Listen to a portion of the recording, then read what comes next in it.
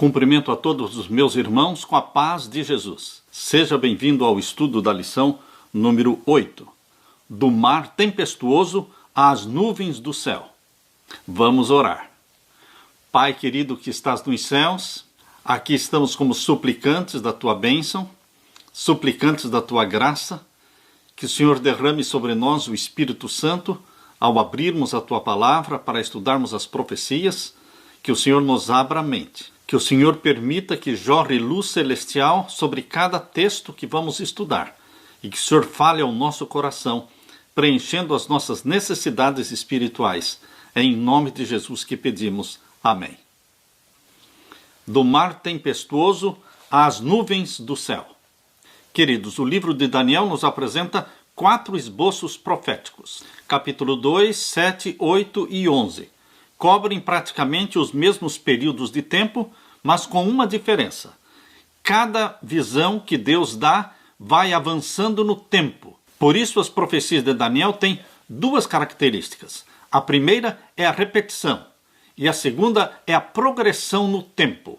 Por exemplo, as repetições servem para confirmar o que já foi revelado e preparar a mente do estudante para as novas e mais abrangentes revelações. Descerra-se a cortina do futuro e são revelados detalhes que só a mente onisciente de Deus poderia saber. O capítulo 2 nos revela o tempo que transcorreu desde os dias de Nabucodonosor até a volta de Jesus Cristo. Porém, queridos, historicamente o capítulo 2 para no ano de 476, com a queda do Império Romano e o surgimento das 10 nações da Europa. Historicamente é assim. Porém, aparece ainda no sonho a pedra, que é a volta de Jesus. Quando você chega no capítulo 7, você percebe que começa com Babilônia e avança através de todos os impérios sucessivos, mas não para em 476. Além de mostrar a divisão do Império Romano em 10 nações da Europa, o capítulo 7 nos mostra que, no meio destas 10 nações da Europa, surge um chifre pequeno. E ele foca especificamente o chifre pequeno, revelando quem é ele e o que ele faria para o povo de Deus e para a santa lei de Deus. E por quanto tempo ele dominaria o mundo. Por isso, queridos, nós dizemos que o capítulo 7 de Daniel avança até o ano de 1798. E aí nos fala do juízo, porém não estabelece a data do juízo. Mas quando você chega no capítulo 8, você percebe que começa com o Império da Medo-Pérsia e se estende através dos demais impérios sucessivos, porém não para em 1798.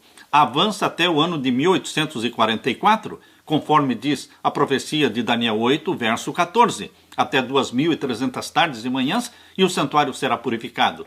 Portanto, no capítulo 8, nos dá o detalhe do ano em que o juízo celestial teria início, queridos. Mas quando nós chegamos no capítulo 11, a visão do capítulo 11 de Daniel, percebemos que a profecia não para em 1844.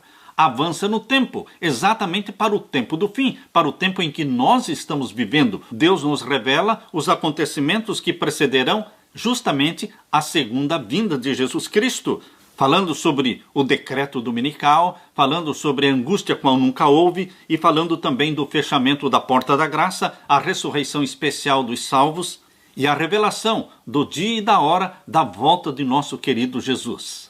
Esta é a beleza do livro de Daniel, a progressão no tempo.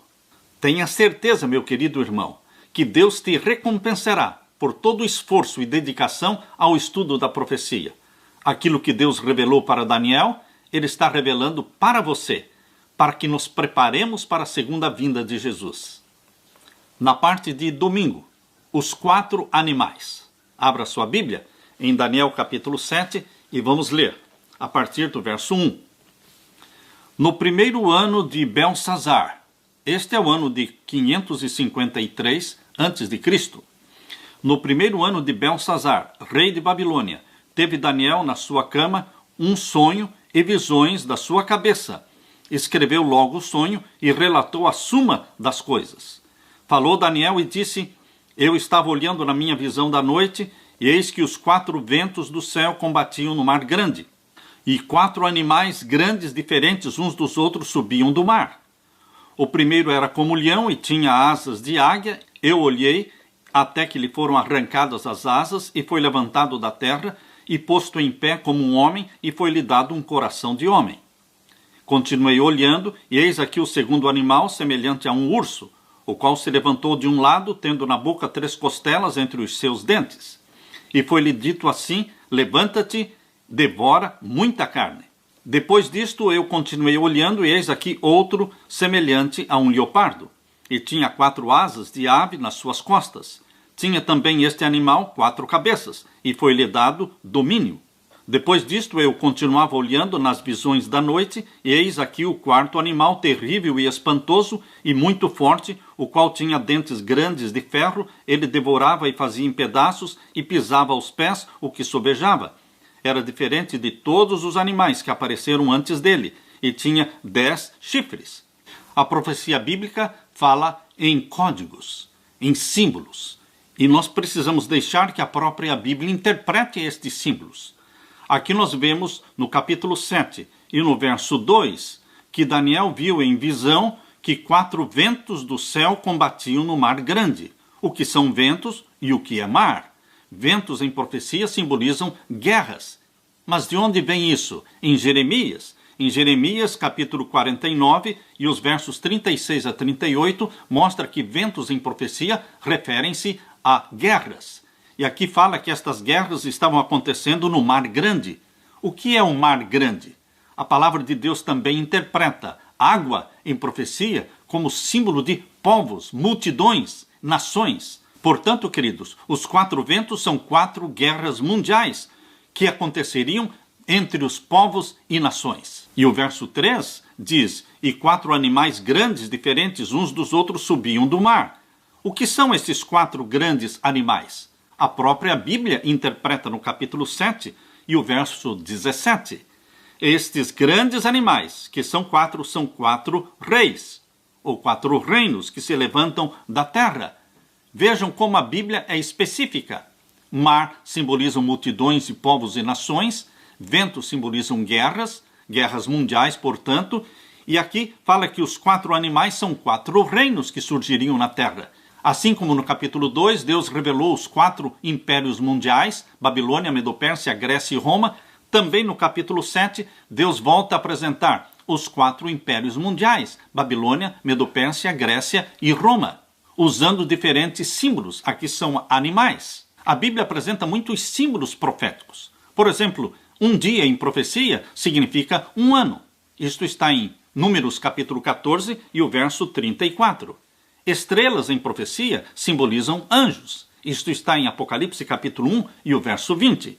Mulher em profecia significa igreja. Uma mulher pura representa a igreja de Deus, conforme está em Apocalipse 12, verso 1. E uma mulher prostituta simboliza a igreja apostatada, conforme está em Apocalipse capítulo 17. O que nos dá segurança ao estudarmos as profecias é sabermos que Deus não muda. A Bíblia diz em Malaquias capítulo 3, verso 6, eu, o Senhor, não mudo. Portanto, os símbolos que ele usa são símbolos também permanentes. Na realidade, o que Deus mostrou para Daniel em visão foram as guerras mundiais, guerras entre reinos e reinos. Uns reinos subindo ao poder, outros sendo derrubados. Deus é aquele que põe e depõe os reis. Esta é uma verdade incontestável. Qualquer professor de história universal pode confirmar isso com você. Esta sucessão dos impérios mundiais. Deus, em sua presciência, mostrou através desta visão que existiriam 4 impérios mundiais: Babilônia, Medo-Pérsia, Grécia e Roma. Deus escreveu a história antes da história existir. Este é um argumento incontestável, irrefutável, de que a Bíblia não é de origem humana. A Bíblia é de origem divina, porque ser humano nenhum conhece o fim, o futuro. Mas Deus, além de conhecer o futuro, nos revela o futuro com detalhes. Vejam só os detalhes que Deus nos revelou nesta visão.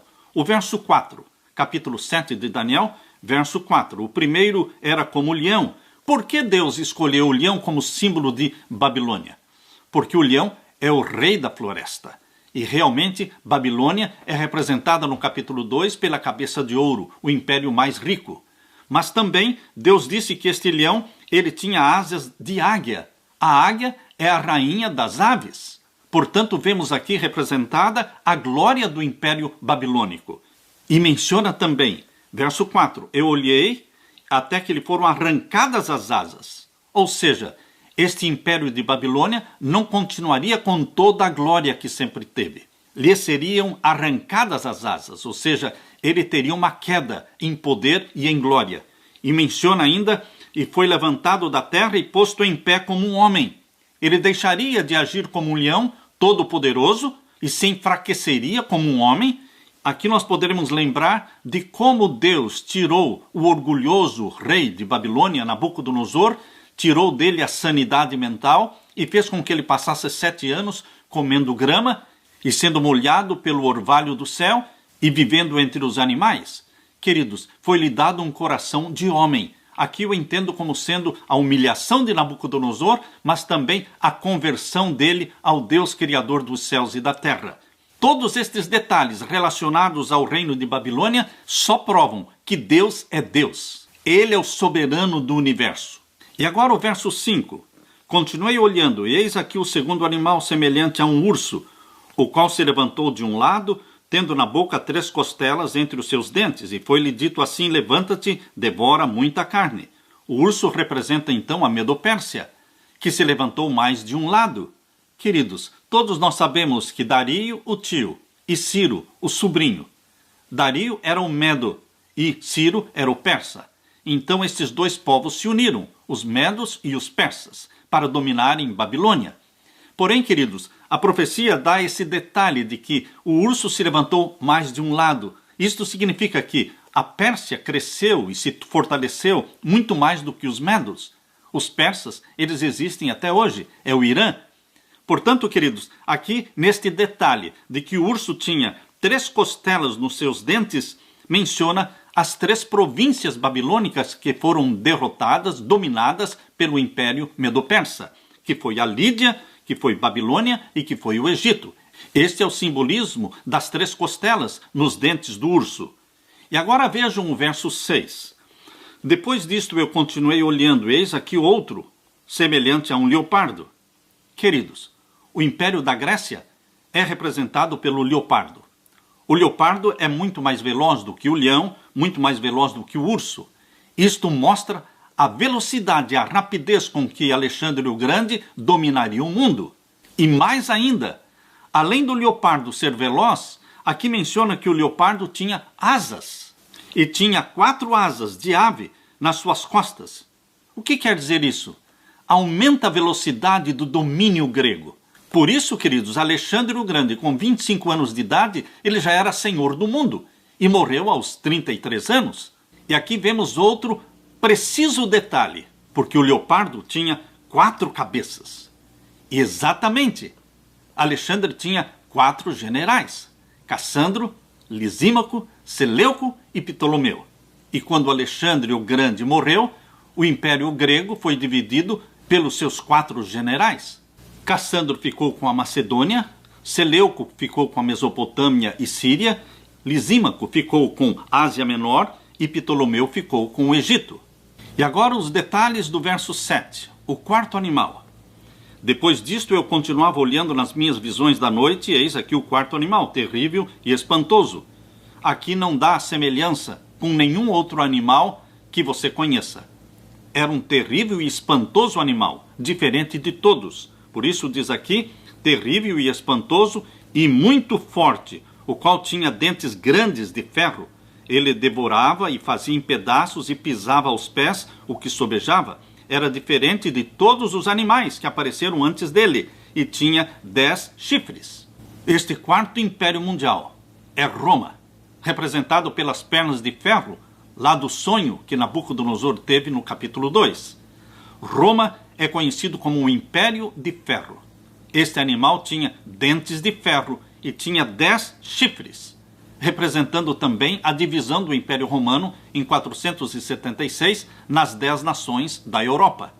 Um outro detalhe que chama nossa atenção nesta visão e nas visões de Daniel e também de Apocalipse é que a visão sempre começa com o poder reinante. Quando Daniel vivia no Império de Babilônia, começava com Babilônia.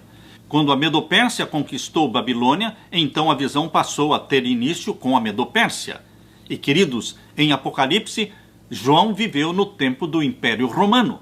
Portanto, as profecias de João no Apocalipse iniciam com o Império Romano, dali para frente, e não para trás. Assim como nos dias de Daniel, o Egito e a Síria já eram parte da história, já não eram mais parte da profecia, assim também, quando nós chegamos em Apocalipse, a profecia começa com o poder reinante, de Roma para frente.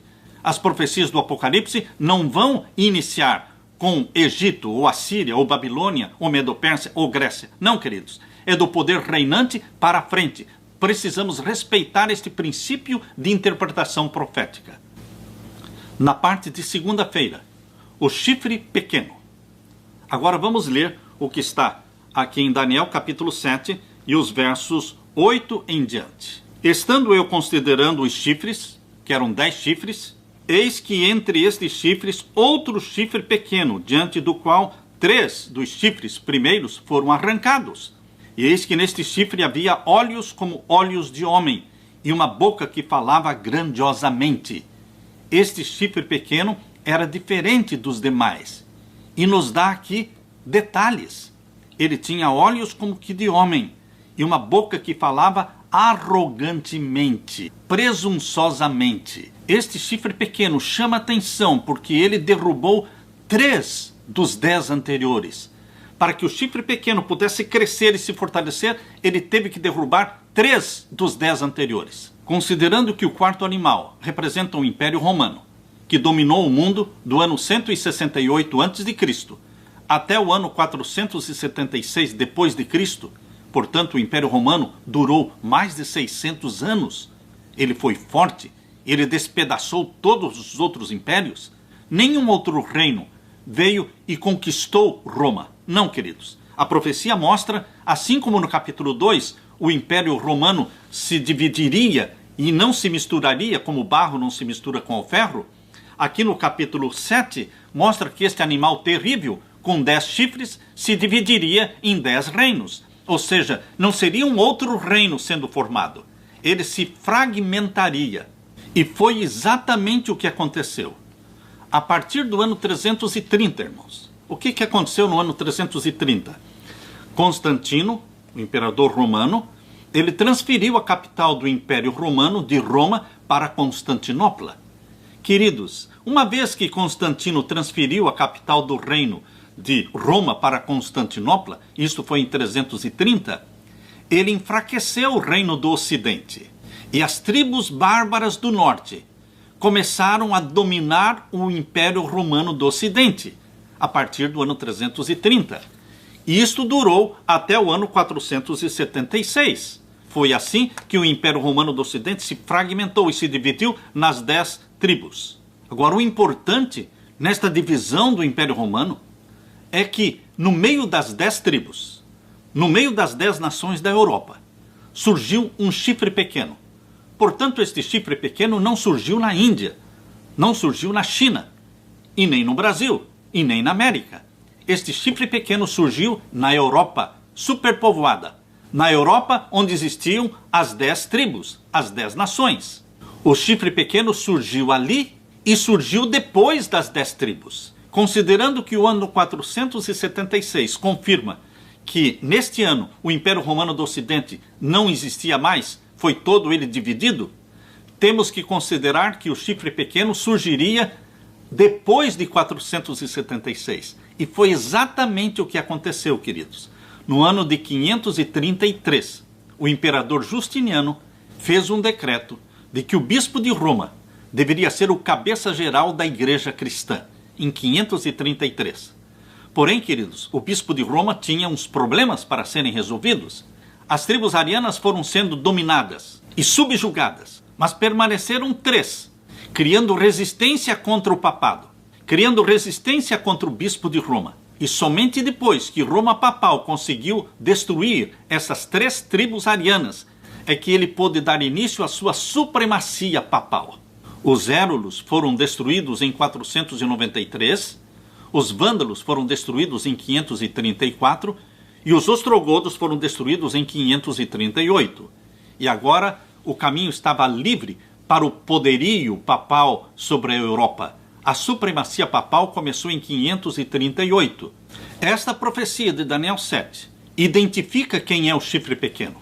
E são argumentos irrefutáveis, porque o chifre pequeno, ele surgiria entre as 10 nações da Europa.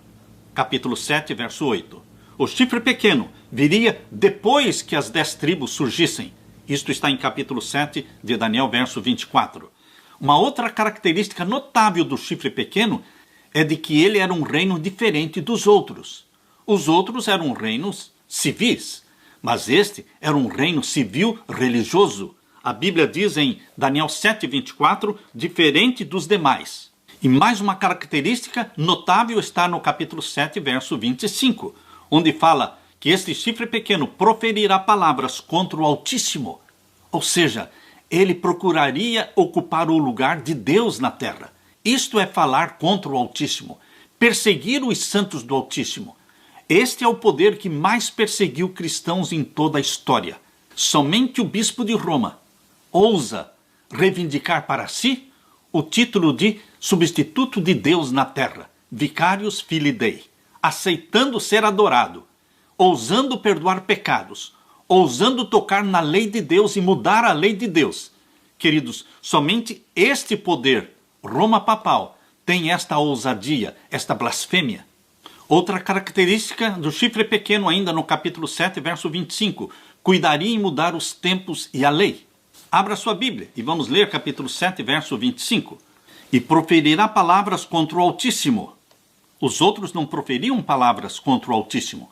Ele é um poder blasfemo e destruirá os santos do Altíssimo. Isso não é mencionado de nenhum outro reino, mas especificamente do chifre pequeno. Destruirá os santos do Altíssimo.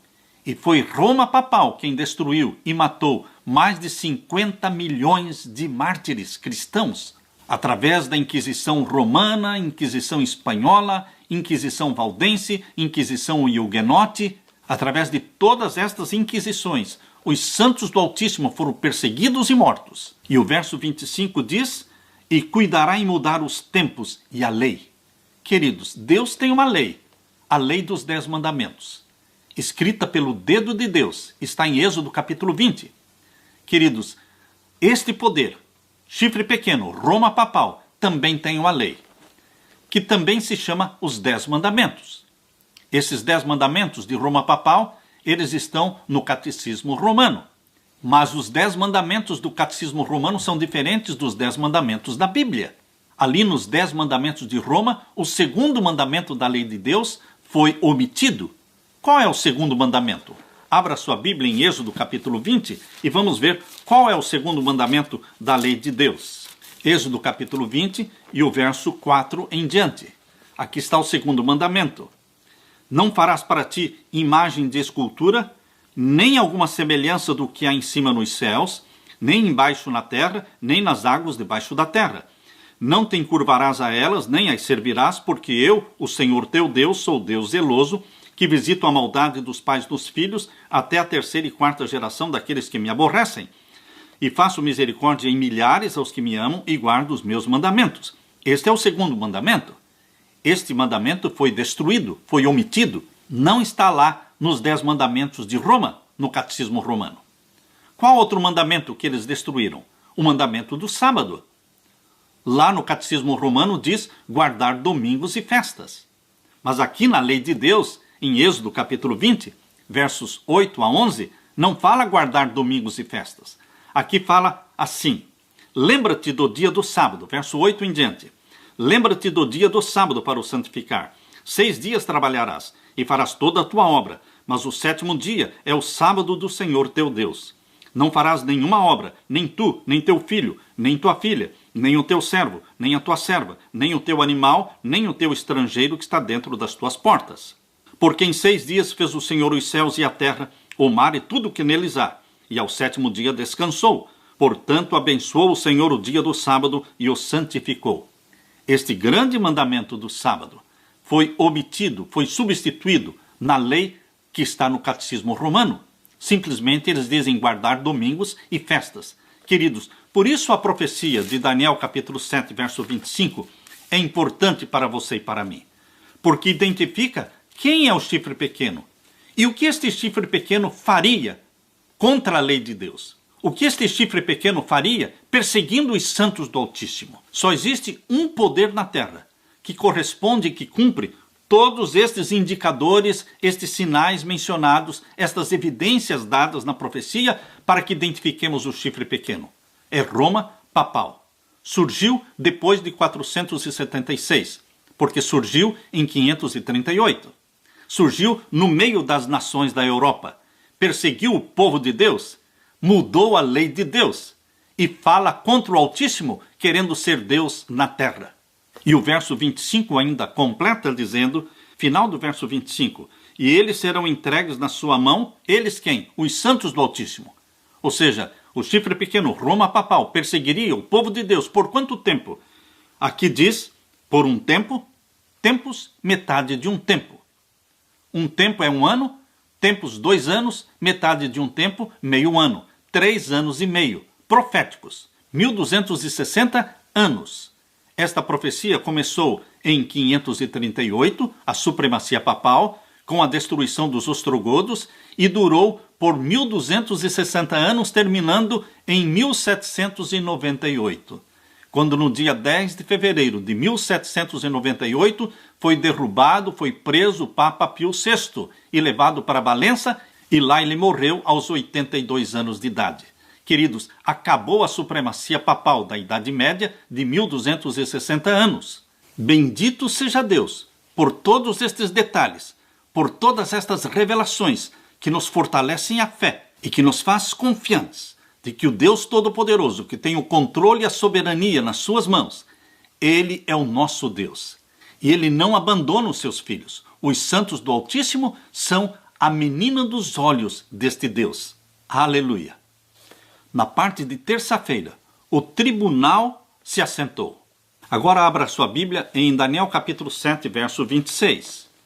Daniel capítulo 7, verso 26, esclarece que o juízo celestial, o tribunal de Cristo, ele seria instalado depois do término da supremacia papal de 1260 anos. No verso 25, menciona que a supremacia papal seria de um tempo, tempos, metade de um tempo. 3 anos e meio proféticos. Isto começou em 538 e terminou em 1798. E agora observe o detalhe que Deus nos dá aqui no verso 26. Mas o juízo estabelecer-se-á. Quando? Depois que terminassem os 1260 anos. A Bíblia deixa claro aqui que o juízo celestial ocorreria depois de 1798. Aleluia! Como Deus é bondoso em revelar o futuro para você. Como Deus é bondoso em fortalecer a nossa fé para que confiemos nele. Aqui diz, o juízo estabelecer-se-á, e eles tirarão, eles quem? Os santos do Altíssimo, o povo de Deus, tirarão o seu domínio. Tirarão o domínio de quem? Roma papal deixará de ter o domínio sobre o mundo. Queridos, hoje Roma papal domina o mundo. Não é a Casa Branca que domina o mundo. O mundo todo está submisso à Roma papal. Eles têm o domínio. Mas aqui menciona que será-lhe tirado o domínio. Deus nos revela através das profecias que o domínio de Roma papal terá um fim. Isso está em Apocalipse 17, verso 16, que fala que ela será destruída. Isto fala também em Apocalipse capítulo 18, que Roma papal será destruída. E aqui no verso 26 menciona que o seu domínio será tirado para o destruir e para o desfazer até o fim. Jesus é o vitorioso, o soberano, o vencedor de tudo. E aqueles que estão com Cristo vencerão também. E quem está com Cristo? Você? Eu? Todos aqueles cobertos pelo sangue de Jesus Cristo, agraciados pela salvação em Cristo, nós seremos vencedores juntamente com Ele. Você observa que neste capítulo 7, nesta visão, não nos é dado o ano em que começaria o juízo celestial. Isto somente será revelado no capítulo 8, a visão do capítulo 8, verso 14. Mas, queridos, aqui menciona que o juízo celestial seria depois de 1798. E agora, esse tribunal de Cristo, que será estabelecido no céu, o juízo celestial, está aqui também no capítulo 7, e o verso 9 e o verso 10. Leia comigo. Eu continuei olhando até que foram postos uns tronos, e um ancião de dia se assentou, e o seu vestido era branco como a neve, e o cabelo da sua cabeça como a limpa lã. O seu trono chamas de fogo, e as rodas dele fogo ardente. Aqui fala da sala do juízo. Esta sala do juízo também aparece lá em Apocalipse capítulo 4, onde fala de tronos que João viu no céu, e aqui fala de tronos que Daniel viu no céu, e aqui diz que Daniel viu assentado no trono o ancião de dias, e o seu vestido era branco como a neve, e o cabelo da sua cabeça como a limpa lã, e o seu trono chamas de fogo, e as rodas dele fogo ardente. Muito semelhante à visão que João teve no capítulo 4. Abra sua Bíblia em Apocalipse capítulo 4 e vamos ver o verso 1 em diante. Aqui nós lemos: Depois destas coisas, olhei, eis que estava uma porta aberta no céu, e a primeira voz que como de trombeta ouvira falar comigo disse: Sobe aqui, e mostrar-te-ei as coisas que depois destas devem acontecer. Agora a revelação está sendo feita para João, mas Deus mostra a mesma cena, a mesma sala do juízo. O verso 2. E logo fui arrebatado em espírito, e eis que um trono estava posto no céu, e um assentado sobre o trono. Este é o ancião de dias, que está sentado sobre o trono, e que tem o livro selado com 7 selos na mão. Capítulo 5, verso 1, fala que o Deus Pai, o ancião de dias, está sentado sobre o trono, e tem o livro selado com 7 selos na mão, mas não pode abrir este livro. Deus, o Pai, não pode abrir o livro do juízo, porque ele faz parte daqueles que serão julgados no juízo. Alguém tem que oficiar o juízo. Por isso que João capítulo 5, verso 22, diz que o Pai a ninguém julga, mas deu ao Filho o poder de julgar. Capítulo 5, verso 22, e João 5, verso 27 diz: E deu ao Filho o poder de julgar porque ele é o Filho do homem.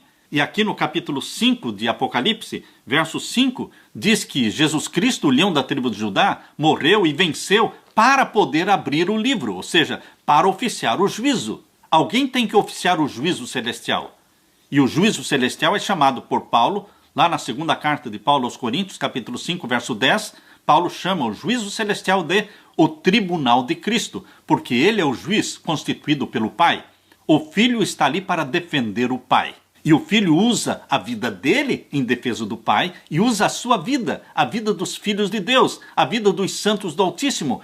A nossa vida é usada no tribunal do céu para defender o Pai e para reivindicar a santidade do Pai e reivindicar a santidade da lei de Deus.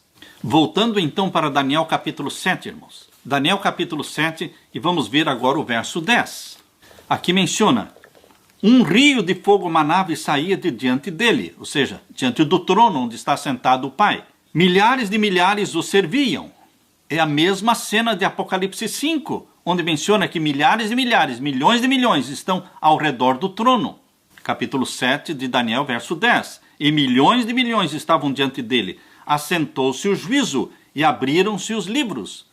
O juízo ocorre no Santíssimo do Santuário Celestial, onde o Pai está sentado sobre o trono, cercado por milhares e milhares e milhões de seres celestiais.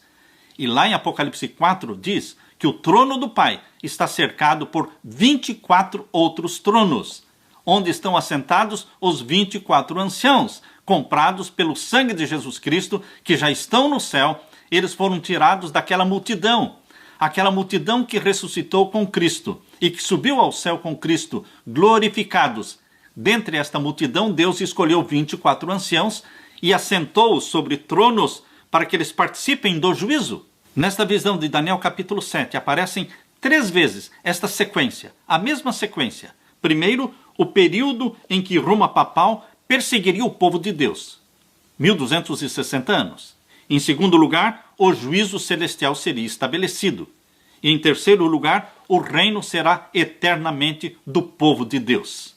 Em outras palavras, queridos, esta visão mostra que o domínio papal sobre o mundo é temporário, vai acabar, até que se cumpram as palavras de Deus. E então o domínio e o reino serão dados a Jesus Cristo e aos santos do Altíssimo. Aleluia! A história se repete. O domínio papal da Idade Média acabou, deixou de existir em duas fases. A primeira fase foi que em 1798 acabou a supremacia papal. Mas o poder papal ainda continuou com os estados papais, que eram 20 cidades que davam seus impostos para o sustento do Vaticano.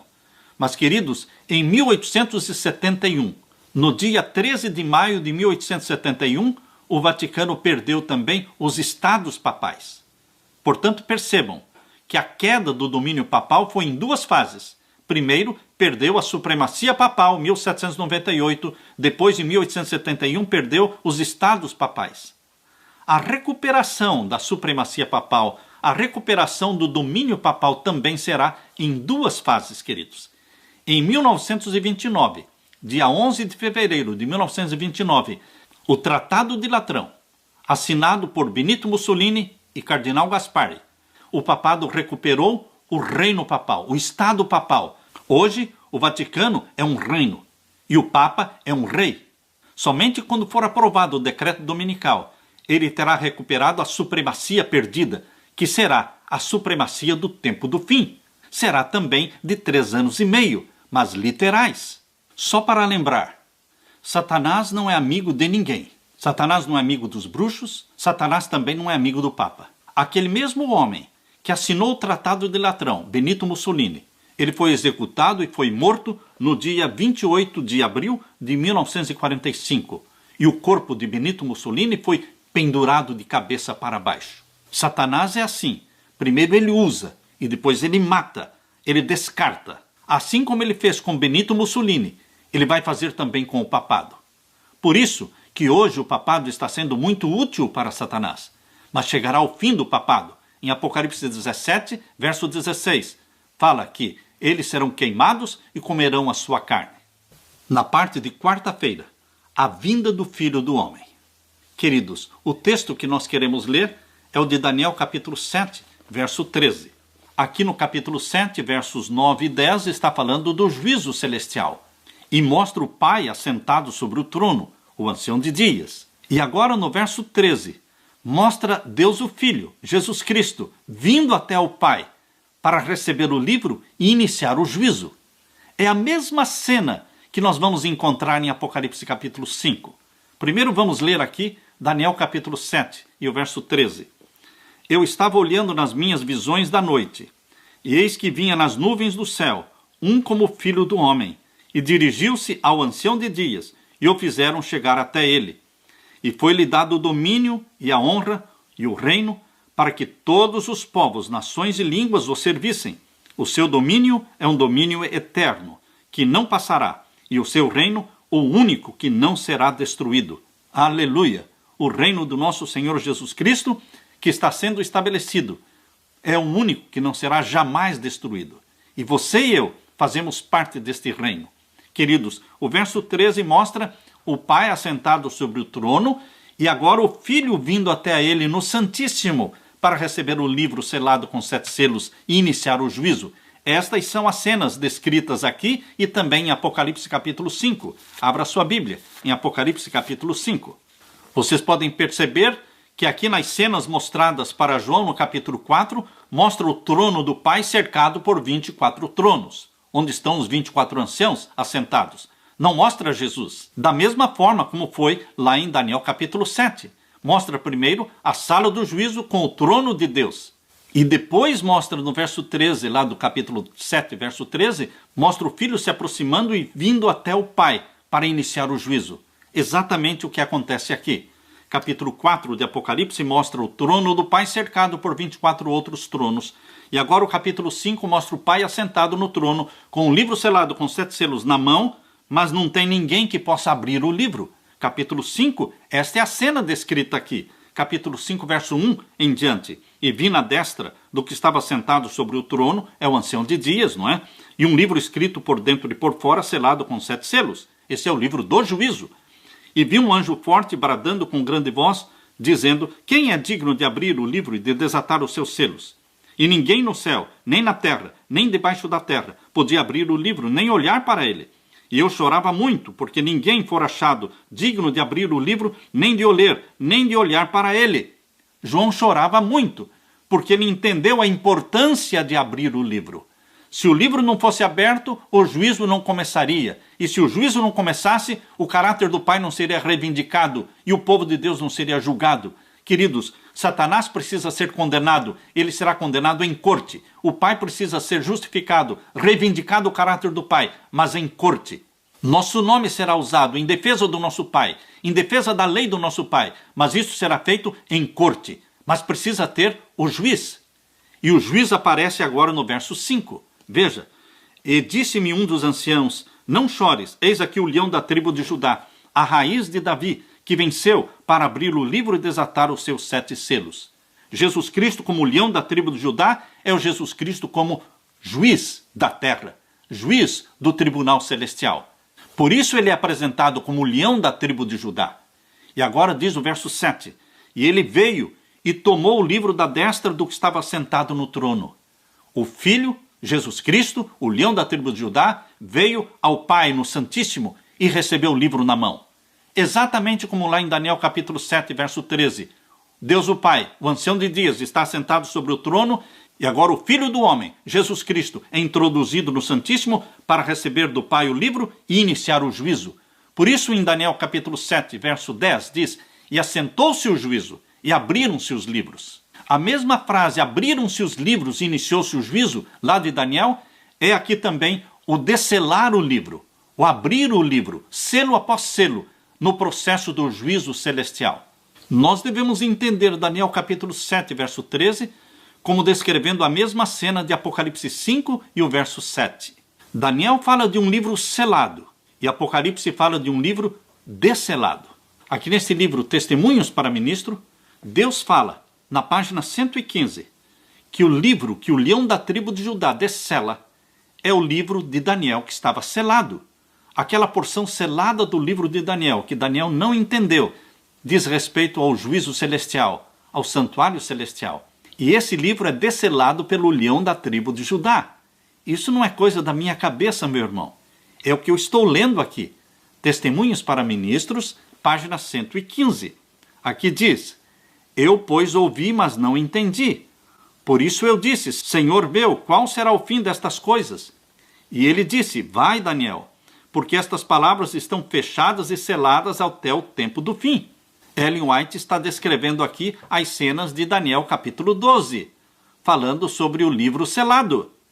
Muitos serão purificados, embranquecidos e provados, mas os ímpios procederão impiamente, e nenhum dos ímpios entenderá, mas os sábios entenderão. Ela está falando de Daniel capítulo 12, versos 9, verso 10, verso 11. E desde o tempo em que o contínuo sacrifício for tirado e posta a abominação desoladora, haverá 1290 dias. 1290 dias literais, ali de Daniel capítulo 12. Bem-aventurado o que espere e chega até 1335 dias.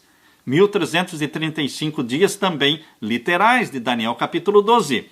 Tu, porém, vai até o fim, porque repousarás e estarás na tua sorte no fim dos dias. Estas cenas que foram reveladas para Ellen White em visão fazem parte do livro selado do capítulo 5 de Apocalipse. Isso não é coisa da minha cabeça, meu irmão. Eu estou lendo para você a página 115 de Testemunhos para Ministros. Agora eu continuo a leitura. Foi o leão da tribo de Judá que abriu o livro. Que livro? Ela está falando da porção selada de Daniel. Foi o leão da tribo de Judá que abriu o livro e deu a João a revelação do que deve acontecer nestes últimos dias. Queridos, o livro selado com 7 selos não diz respeito à história da igreja, à história passada. O livro selado com 7 selos diz respeito aos eventos finais, ao juízo final. Deus fala, o livro de Daniel é descerrado na revelação a João e nos transporta para as últimas cenas da história da terra. E a última frase da página 115, leia Apocalipse em conexão com Daniel, ensinem essas coisas. É exatamente o que eu estou fazendo, lendo e ensinando essas coisas. É forçoso, é necessário entendermos que o livro selado com 7 selos é o livro do juízo. É o livro de Daniel sendo descerrado e desselado pelo leão da tribo de Judá. Na parte de quinta-feira, os santos do Altíssimo. Eu aprecio muito esta expressão, os santos do Altíssimo. Deus não poderia chamar de outra forma aqueles que foram comprados pelo sangue de Jesus Cristo. Você e eu somos os santos do Altíssimo. Nossa ambição não é casa, carro, dinheiro, propriedades. Nossa ambição, santa ambição, é termos a santidade do nosso Deus. É sermos chamados santos do Altíssimo. É termos escrito na nossa testa santidade ao Senhor. O nome do nosso Pai, o nome de Jesus e o nosso destino, Nova Jerusalém.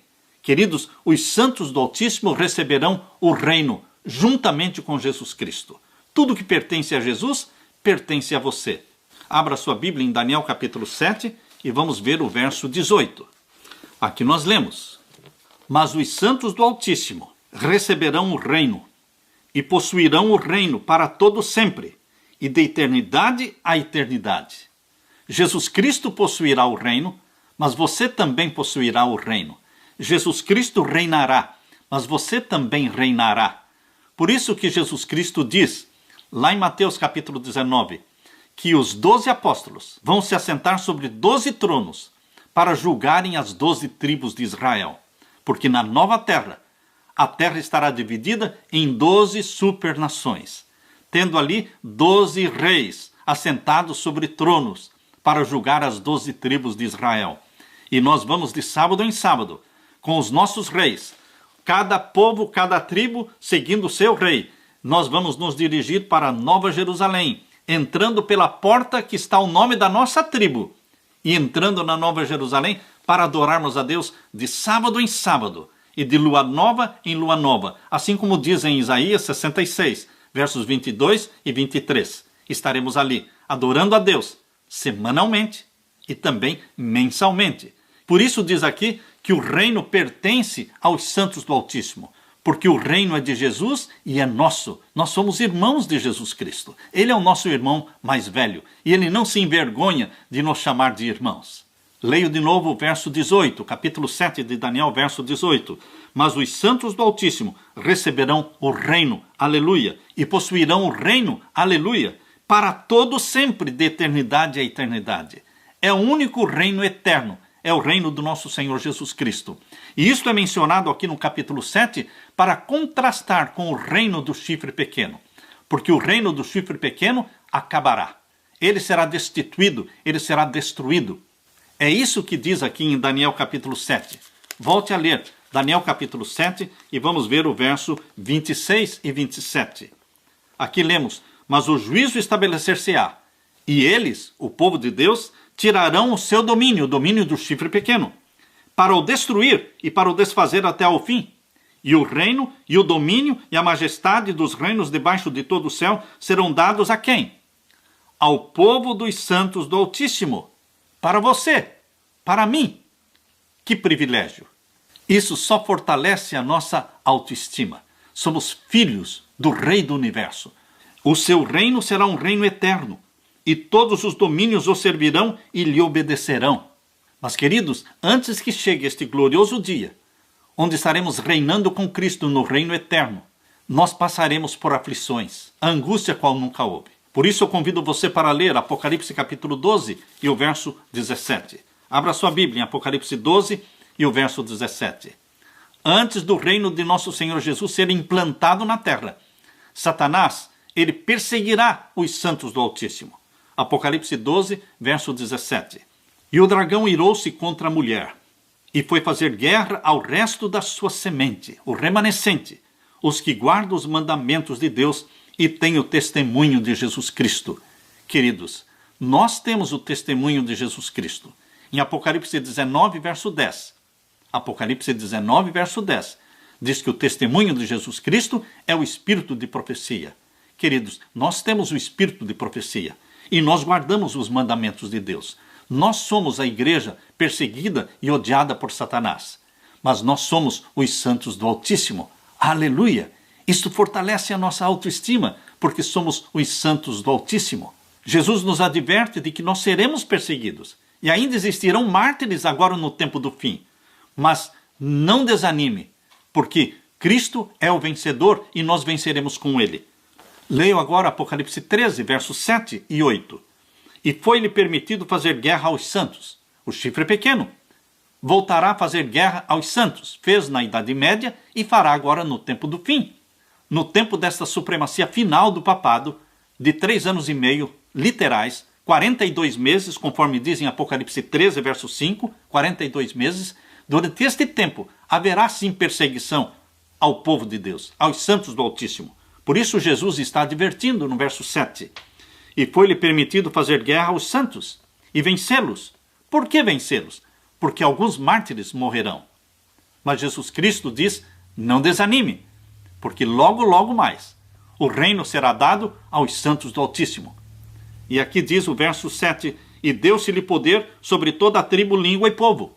Jesus está dizendo que o chifre pequeno, Roma papal, vai dominar o mundo. Todas as nações da terra se curvarão diante do chifre pequeno, diante de Roma papal. E diz aqui o verso 8, e adoraram-na todos os que habitam sobre a terra. Não há exceção. Não há um país que vai se recusar em adorar e se submeter ao papado. Porque diz aqui, adoraram-na todos os que habitam sobre a terra. Esses cujos nomes não estão escritos no livro da vida do Cordeiro, que foi morto desde a fundação do mundo.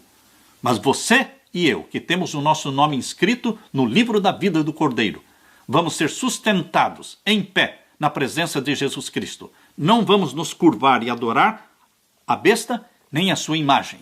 Assim como os 3 jovens hebreus não se dobraram e não se curvaram diante da estátua de ouro que Nabucodonosor levantou, nós também não vamos adorar nenhuma imagem da besta, nenhuma besta, nem um chifre pequeno, mas seremos sustentados pelo nosso Pai Celestial. Se morrermos como mártires, seremos ressuscitados e seremos glorificados e seremos arrebatados para o céu. E nós reinaremos com Jesus Cristo. Conforte-se com esta bendita promessa e que Jesus derrame sobre você o Espírito Santo. É a minha oração. Amém.